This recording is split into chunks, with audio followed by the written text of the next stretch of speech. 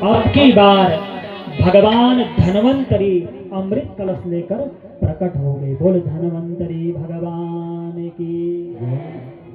और जैसे ही अमृत का कलश देखा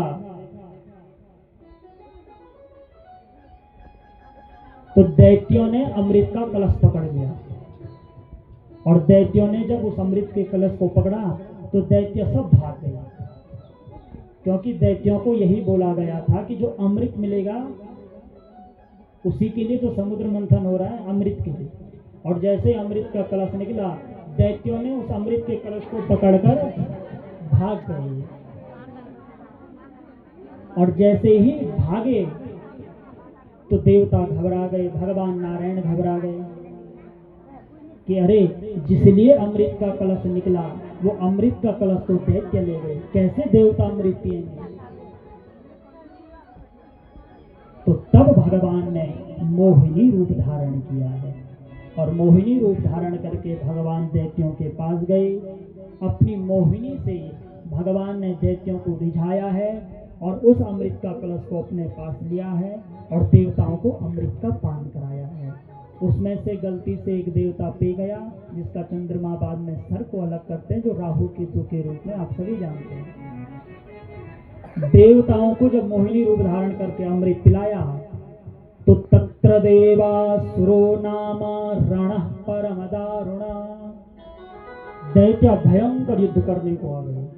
किसके साथ? देवताओं। तुमने छल किया हमारे साथ। लेकिन अमृत के प्रताप से देवता विजय हो गए।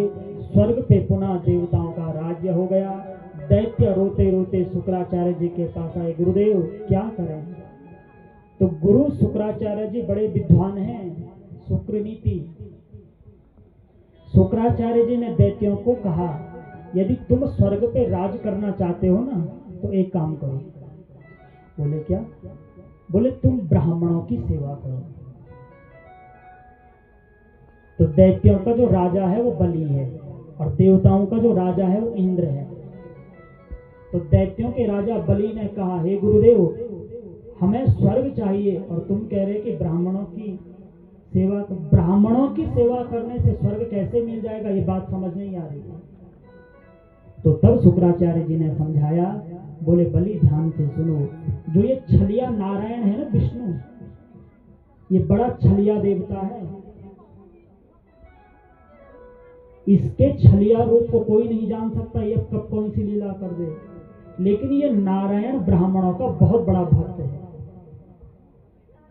जिस पक्ष में ब्राह्मणों का आशीष होता है, जिस पक्ष में ब्राह्मण अपना आशीर्वाद देते हैं, नारायण उसी पक्ष में अपना काम करते हैं। फिर नारायण ये नहीं देखते ये दैत्य है या देवता है। जहां ब्राह्मणों का आशीर्वाद होगा नारायण वहां लीला करेंगे। अच्छा ये बात है। अपने घर पे सारे ब्राह्मण बुला दिए बलि, और पंडित जी के पैर धोने लगे, पंडित जी पे तिलक लगाने लगे, दक्षिणा ऐसा भोजन ब्राह्मणों को कराया। पंडित जी तो बड़े प्रसन्न हो गए। ब्राह्मण इतने प्रसन्न हुए, इतने प्रसन्न हुए, कहो बलि क्या चाहते हो मांगो। बलि ने कहा कुछ नहीं, बस हमें स्वर्ग में राज्य चाहिए।